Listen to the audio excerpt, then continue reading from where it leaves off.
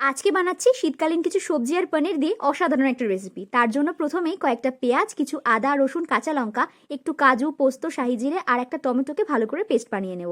এবার কিছু শীতকালীন সবজি আমি যেমন নিয়েছি, কিছু ফুলকপি, গাজর, বিনস আর মটরশুঁটি হালকা একটু ভাপিয়ে নেব। কড়াইতে এবার রিফাইন্ড অয়েল দিয়ে ডুমো ডুমো করে কাটা কিছু পেঁয়াজ, ক্যাপসিকাম আর পনির হালকা ভেজে তুলে নেব।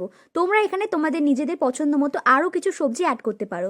পনিরটাও ভাজা হয়ে গেলে কড়াইয়ের তেলটা ছেঁকে নিয়ে আরও খানিকটা তেল দিয়ে গোটা গরম মশলা দিয়ে আগে থেকে পেস্টটা যে বানিয়ে রেখেছিলাম সেটাও দিয়ে দেব। মশলাটা এবার বেশ কিছুক্ষণ ধরে ভালো করে কষিয়ে নিতে হবে। ঠিক যখন মশলা থেকে কাঁচা গন্ধটা চলে যাবে তখনই অ্যাড করব টেস্ট অনুযায়ী নুন, হলুদ গুঁড়ো আর কাশ্মীরি লঙ্কার গুঁড়ো।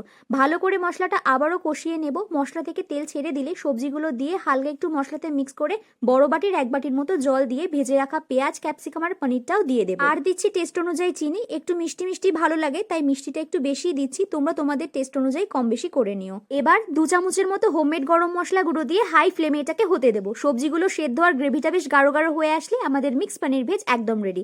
রান্নার শেষের দিকে একটু বাটারও অ্যাড করেছিলাম, এতে রান্নার টেস্ট আরো বেড়ে গেছিল। আজকের রেসিপিটা কেমন লাগলো কমেন্টে আমায় অবশ্যই জানিও। রুটি, লুচি, পরোটা সবেতেই দারুণ লাগবে। বাড়িতে অন্ততপক্ষে একবার অবশ্যই বানিও। ভালো লাগলে চ্যানেলটা অবশ্যই সাবস্ক্রাইব করে দিও আর বন্ধুদের সঙ্গে অবশ্যই শেয়ারও করে দিও।